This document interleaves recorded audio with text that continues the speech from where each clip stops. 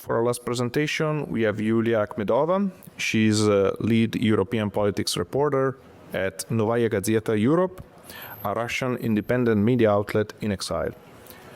Thank you, Yulia, for being here.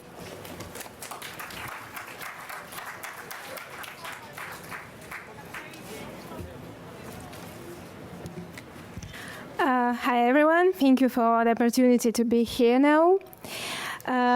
So, the lives of all independent Russian journalists changed completely after February 2022. After the full-scale invasion of Russia in Ukraine, Russia introduced total censorship and state propaganda spread everywhere. And in this situation, I asked myself, what can I do in a world where disinformation destroys families and lives? At the same time, many Russian journalists were faced difficult choice: leave the country and continue the journalism in exile for an unknown period of time, or just change profession. Many of us chose the first option. But not only journalists left Russia. Between 500,000 and 1 million people left country after February 22. And these people who are opposite Putin's regime and the war in Ukraine, they lost everything in one moment: their home, their job, their social status. And I'm sure that there are a lot of people inside Russia who are against the war in Ukraine, but have not have opportunity to speak out.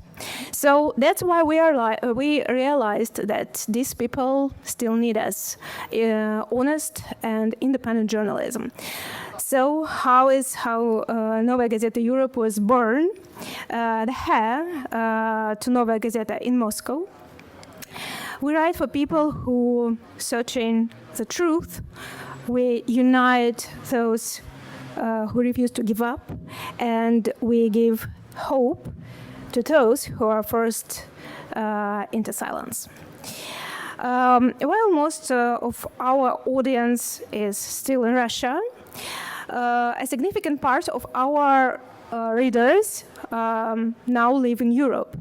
So that's why we set up special European politics department where I work. So what do we cover? We cover, of course, elections and key political events in Europe and explain how it affects on people's lives. For example, we covered policies of pro-Russian leaders in Hungary and Slovakia who support Kremlin interests in Europe.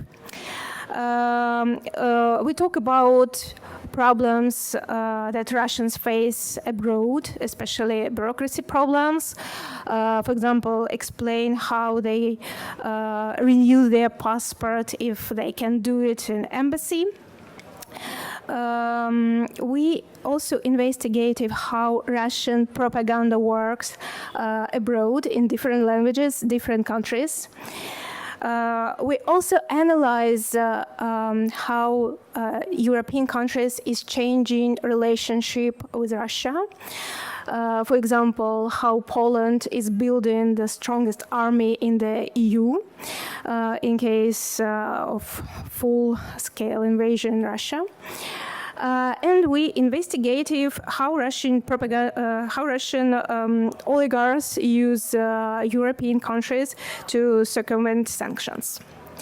How does help our readers? Covering these topics, we are building communities across different countries, such as Germany, Czech Republic, Poland, Spain, Portugal, Baltic countries, and so on. And their feedback confirms this. Our readers thank us for helping them to feel less isolated in a world where pro-democracy and anti-war voices often feel like a minority. And thanks to this, I guess I have found the answer to my question, what can I do in a world where disinformation destroys families and our lives? I can continue to be a journalist. Thank you very much for your attention.